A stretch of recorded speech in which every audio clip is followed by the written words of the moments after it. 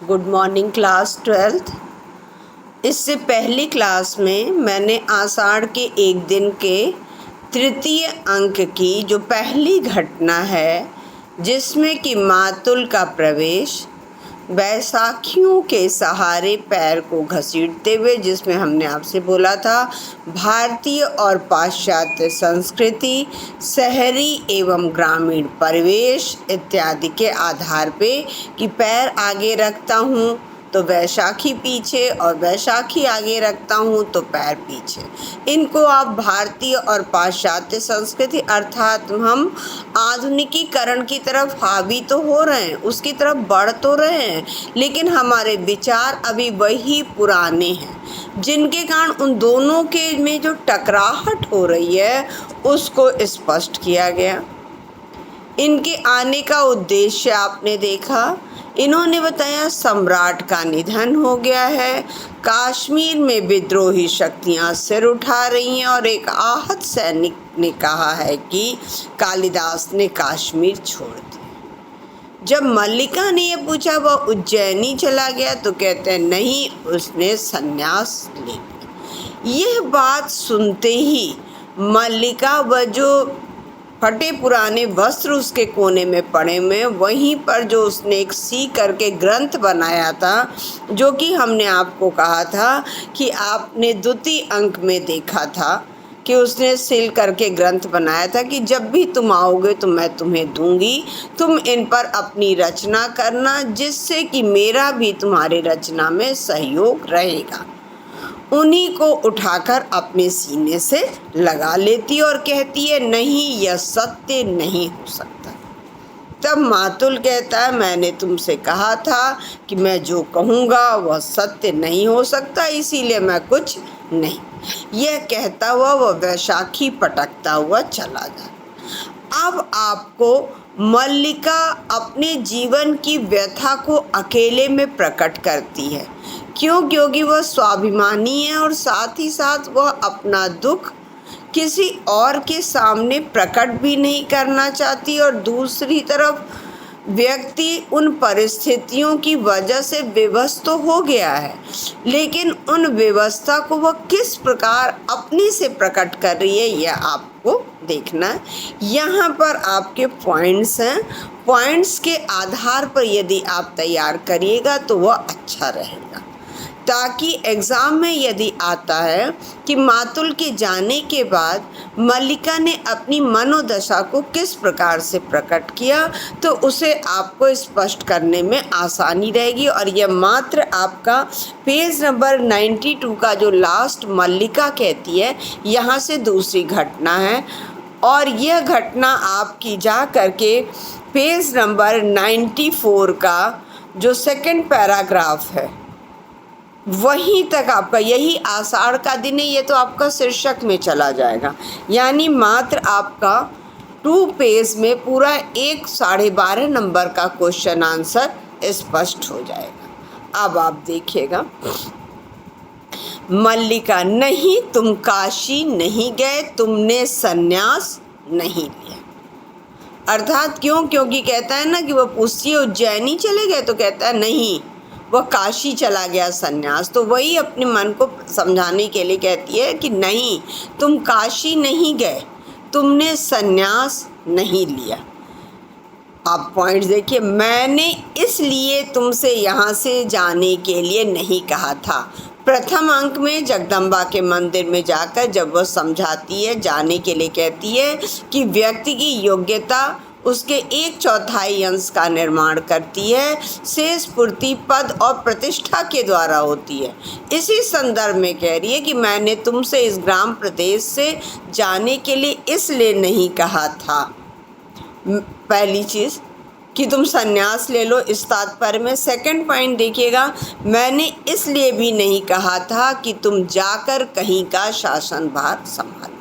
क्यों? क्योंकि उसने तो उज्जैनी राजकवि अर्थात जो कविता करना कालिदास के चरित्र की मुख्य विशेषता है, उसी को वह उन्नत, क्यों? क्योंकि उसने कहा था ना, मेरी उस व्यक्ति के प्रति जो भावना है वह पवित्र है, कोमल और अनस्वर है। अर्थात मैं उस व्यक्ति की उन्नति करना चाहती हूँ, उन्नति हो उस व्यक्ति की, यही मैं चाहती हूँ। इसीलिए कहती है कि मैंने तुम्हें इसलिए भी नहीं भेजा था कि तुम जा कर के कहीं का शासनभार संभालो। फिर भी जब तुमने ऐसा किया, मैंने तुम्हें शुभकामनाएं दी, यद्यपि प्रत्यक्ष तुमने वे शुभकामना ग्रहण नहीं की। ये दूसरे अंक में, जबकि प्रियंग मंजरी के द्वारा पता चलता है कि वह कश्मीर, अब वह लोग जा रहे हैं वहाँ का शासनभार संभालने के लिए, तब भी कहती है, क्यों? क्योंकि कालिदास आया नहीं था, इसलिए कहती है कि तब भी मैंने शुभकामना दी थी। अर्थात मैंने भेजा तुम्हें किस लिए था? राजकवि के पद के लिए, लेकिन तुम वहाँ जाकर के क्या करने लगे? कश्मीर का शासन संभालने लगे। लेकिन फिर भी मैंने तुम्हें शुभकामना दी और तुमने वह प्रत्यक्ष शुभकामना ग्रहण नहीं की। आपके 3 पॉइंट हो गए। फर्स्ट पॉइंट जो है, काशी नहीं गए, संन्यास नहीं लिया। दूसरा, मैंने तुम्हें यहाँ से इसलिए भी नहीं भेजा था कि तुम जाकर कहीं का शासनभार संभालो, लेकिन यदि तुमने फिर भी शासनभार को संभाला तो मैंने तुम्हें शुभकामना ही दी, यद्यपि प्रत्यक्ष तुमने वह शुभकामना ग्रहण नहीं की। ग्रंथ को हाथों में लिए जैसे अभियोग पूर्ण दृष्टि से उसे देखती, अर्थात इसी ग्रंथ को, इसी काव्य रचना के लिए तो मैंने अपने जीवन की आहुति दे दी, इसीलिए वह अभियोग पूर्ण दृष्टि से उसे देखती है। 5th पॉइंट है, मैं यद्यपि तुम्हारे जीवन में नहीं रही, परंतु तुम मेरे जीवन में सदा बने रहे हो। 5th पॉइंट बोलती है, क्यों? क्योंकि अब तो भाई उसकी प्रियंग मंजरी से शादी हो गई, वह वहाँ जाके राजकवि बन गया, वहाँ का भावी सम्राट बनने जा रहा है, तो इसीलिए कह रही है कि यद्यपि मैं तुम्हारे जीवन में नहीं रही, लेकिन फिर भी परंतु मेरे जीवन में तुम सदा बने रहे। क्यों? मैंने कभी तुम्हें अपने से दूर नहीं होने दी। आपको याद होगा द्वितीय अंक में जब प्रियंग मंजरी के, जब वो कहती है, माना कि लो मेघदूत की पंक्तियाँ पढ़ो, तुम्हें तुम्हारे उसका भावना का उपहार मिल गया, क्यों नहीं बन जाती हो उसकी जा कर के दासी, या क्यों नहीं घर का परिसंस्कार कर लेती? तब याद होगा कि मल्लिका ने कहा था कि माँ, तुम दूसरों के विचारों को क्यों उसके ऊपर वो कर रही हो। तो इससे आप देख लीजिए, उसने ये बात कहा कि यद्यपि मैं तुम्हारे जीवन में नहीं रही, लेकिन मैं अपने आप को तुमसे कभी भी अलग नहीं की। नेक्स्ट क्या है, तुम रचना करते रहे और मैं समझती रही कि मैं सार्थक हूँ। सार्थक हूँ अर्थात मेरे जीवन का जो उद्देश्य है वह पूरा है, इसीलिए तुम जब रचना करते रहे। क्यों? क्योंकि समाज के द्वारा, परिवार के द्वारा, सबके द्वारा मुझे उलाहना मिला, लेकिन फिर भी मैं अपने जीवन का एक उद्देश्य, सार्थक अर्थात मेरे जीवन का उद्देश्य है कि तुम्हारी उन्नति होना, और तुम रचना करते रहे, तो मैंने सोचा ठीक है, जो भी परेशानियां मेरे ऊपर मैं सहन कर लूँगी, लेकिन मेरे जीवन का जो एकमात्र उद्देश्य है तुम्हारी उन्नति, वह तुम्हारी उन्नति हो रही है। क्यों? क्योंकि तुम रचना कर रहे हो। मेरे जीवन की भी कुछ उपलब्धि है, अर्थात मेरा जीवन सारहीन नहीं है, बल्कि तुम रचना कर रहे थे, तो मैंने यही सोचा कि मेरे जीवन की भी उपलब्धि है। ग्रंथ को घुटनों पर रख लेती है, और आज तुम मेरे जीवन को इस तरह निरर्थक कर दोगे, अर्थात जब संन्यास ले लोगे तब तो तुम ना तो रचना कर रहे हो ना कुछ कर रहे हो, तब तो तुमने मेरे पूरे जीवन को ही निरर्थक कर दिया। अब पहला देख लीजिएगा, संन्यास के लिए कहेगा, काशी के लिए। दूसरा, मैंने तुम्हें यहाँ से इसलिए नहीं भेजा था, वह स्पष्ट कर दीजिएगा। तीसरी चीज़, तुम यद्यपि प्रत्यक्ष नहीं आए, फिर भी मैंने तुम्हें शुभकामना दी। उन ग्रंथों को अभियोगपूर्ण दृष्टि से देखिएगा। यद्यपि तुम हमारे जीवन में नहीं रहे, लेकिन मैं तुम्हारे जीवन में रही, और मेरे जीवन की सार्थकता क्या थी कि तुम रचना करते रहे, और मैंने समझा कि मेरे जीवन की भी कुछ उपलब्धि है।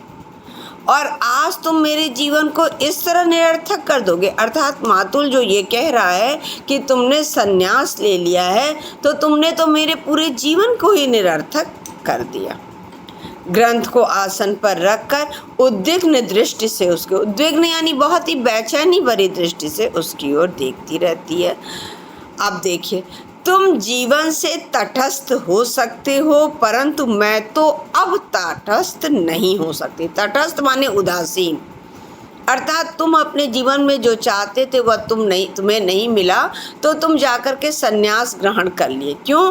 क्योंकि तुम पुरुष हो, तुम्हारे ऊपर किसी भी प्रकार की कोई जिम्मेदारी नहीं है। लेकिन मैं तो अब तटस्थ भी नहीं हो सकती। क्यों? क्योंकि जो परिस्थितियाँ जो मेरे सामने इस समय है उसके कारण कि मैं अपने जीवन से, नारी होने के कारण, माँ होने के कारण उससे अलग नहीं हो सकती। क्या जीवन को तुम मेरी दृष्टि से देख सकते हो? मेरी दृष्टि यानी एक स्त्री का जीवन, एक नारी का जो जीवन होता है उस नज़र से क्या तुम एक बार देख सकते हो? जानते हो मेरे जीवन के ये वर्ष कैसे व्यतीत हुए हैं। एक एक शब्दों में उनकी भावनाओं को देखेगा कि इस समाज में एक स्त्री यानी एक नारी और उस नारी को जिसे समाज के द्वारा उलाहना मिला है, जिसका संरक्षण करने वाली एकमात्र माँ थी, अब वह भी नहीं रही, तो जो समाज के भूखे दरिंदे हैं उनके द्वारा उसने अपने आप को किस प्रकार रखा है। इसीलिए उसने बोला है, क्या तुम कभी एक बार मेरी दृष्टि से देख सकते हो मेरे जीवन को? जानते हो मेरे जीवन के ये वर्ष कैसे व्यतीत हुए हैं? मैंने क्या क्या देखा है, क्या से क्या हुई। यहाँ पर आप उसकी देखिएगा, जो मल्लिका अपने जीवन से अभी तक वो हार नहीं मानी थी, हर प्रकार की परिस्थितियों का सामना कर रही थी। क्यों? क्योंकि उसको यही लगता था मेरा जीवन सार्थक है। क्यों सार्थक है? क्यों? क्योंकि कालिदास की जो प्रसिद्धि हो रही है वो हो रही है। लेकिन आज जब वो संन्यास सुन लेती है तब कहती है कि तुम्हें कम से कम मेरी दृष्टि से ज़रा मेरे जीवन को देखो कि मैंने क्या क्या देखा है और क्या से क्या हुई हूँ। उठकर अंदर का किवाड़ खोल देती है और पालने की ओर संकेत करती।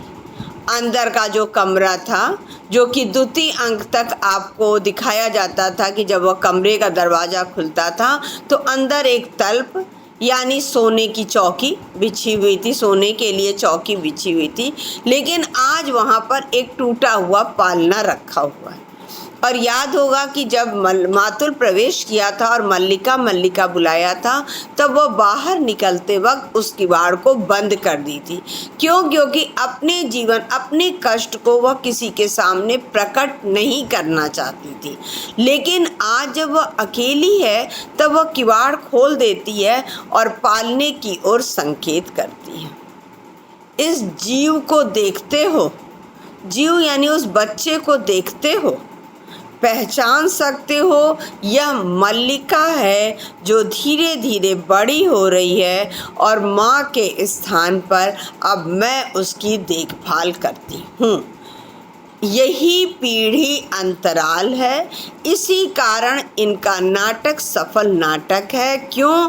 क्योंकि यह किसी युग में, किसी समाज में, किसी देश में यही परिस्थितियां चलती रहती हैं नारी के साथ। इसीलिए इनका नाटक सफल नाटक बना है। यहाँ पर एक चीज़ क्लास 12th स्पष्ट कर दूं कि आप लोग को ये बता दूं, मल्लिका का किसी के साथ विवाह नहीं हुआ है। तो आप लोग जहाँ भी लिखिएगा वहाँ पर ज़रा सा इस चीज़ को संभाल करके लिखिएगा। मल्लिका की किसी से भी शादी नहीं हुई है, बस उसका यही कहना है। क्यों? क्योंकि ऊपर ही उसने बोला है कि मैंने क्या क्या देखा है और क्या से क्या हुई हूँ। अर्थात इस समाज और समाज के दरिंदों के द्वारा मुझे किन किन परिस्थितियों का सामना करना पड़ा और मैं आज मल्लिका का नाम छोड़कर न जाने क्या क्या बन गई हूँ। और साथ ही साथ बोलती है कि यह जो जीव है यह मल्लिका है। इसी तरह से मल्लिका के जीवन में फिर कोई दूसरा व्यक्ति आएगा और माँ की तरह मैं उसे बार बार समझाऊंगी, सब कुछ करूंगी, लेकिन फिर भी उसके में और हमारे विचारों में अंतर होगा और उन्हीं विचारों की टकराहट के कारण यह सामना करना पड़ेगा, जिसके कारण वह कहती है कि यह मल्लिका है जो धीरे धीरे बड़ी हो रही है और माँ के स्थान पर अब मैं उसकी देखभाल करती हूँ। यह मेरे अभाव की संतान है। अभाव यानी कमी। कमी क्या है? क्या? क्योंकि मैं नारी हूँ और नारी होना, स्त्री होना, यह सबसे बड़ी कमी थी। मेरा निश्चल चरित्र होना सबसे बड़ी कमी थी और उसी की यह संतान है। जो भाव तुम थे वह दूसरा नहीं हो सका, अर्थात जो तुम्हारे लिए मेरे मन में जो भावना थी उस स्थान पर मेरे हृदय में किसी दूसरे व्यक्ति के प्रति वह भाव नहीं आया, परंतु अभाव के कोष्ठ में किसी दूसरे की जाने कितनी कितनी आकृतियां हैं। अर्थात हमारा जो हृदय है वो क्या हो गया? अभाव हो गया, उसमें कमी हो गई।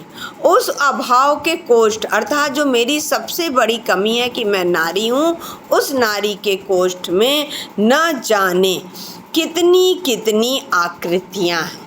अर्थात न जाने, बल्कि मेरे हृदय में जो भावना तुम्हारे प्रति थी उस भावना का स्थान कोई नहीं लिया, लेकिन उसी स्थान पर, उसी जगह पर आज न जाने कितनी आकृतियाँ समाई हुई हैं। जानते हो, मैंने अपना नाम खोकर एक विशेषण उपार्जित किया है।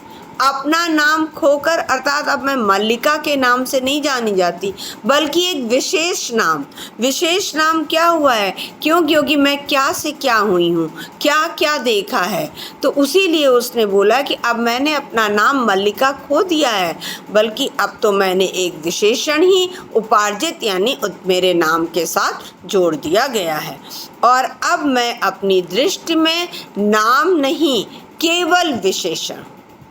अर्थात मैं तो यही सोचती थी, चलो जो भी परिस्थितियाँ हुई, मुझे जो भी कष्ट हुआ ठीक है, लेकिन कम से कम मेरा जीवन तो सार्थक है। लेकिन आज जो परिस्थितियाँ हुई उससे मैं ये बोलती हूँ कि मैंने केवल नाम ही नहीं, अब केवल मैं एक विशेषण ही जीवित रह गई। यहाँ तक आप पढ़ लीजिएगा, जो दूसरी क्लास आएगी उसी में मैं आगे से स्पष्ट करूँगी, जो कि आपका, और आप पॉइंट्स में ही करिएगा। क्योंकि तृतीय अंक इस बार क्लास 12 आपके लिए इम्पॉर्टेंट है, इसलिए पॉइंट्स में इनका बनाते जाइए। ज़रूरी नहीं है कि वो चीज़ मैं क्वेश्चन दूं तभी करिए, बल्कि यदि पॉइंट्स में आप बनाए रहेंगे, एग्जामिनेशन रूम में, बोर्ड एग्जामिनेशन रूम में जाने से पहले आप उन पॉइंट्स को देख सकते हैं।